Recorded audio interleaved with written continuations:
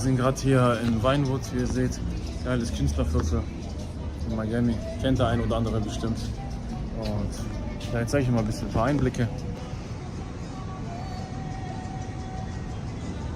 Wir sind in Vinewood, Miami. Ich hoffe, ihr hört mich, ich habe kein Mikrofon dabei. Und ja, schaut euch mal um.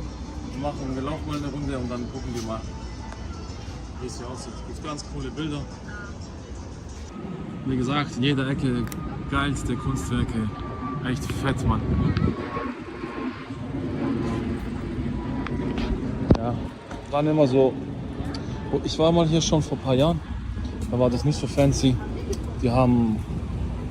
Das sah nicht so cool aus. Jetzt ist hier echt ein geiles Hipsterviertel geworden und ja.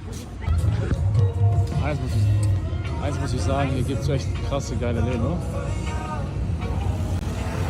Jetzt sind wir ein bisschen einkaufen.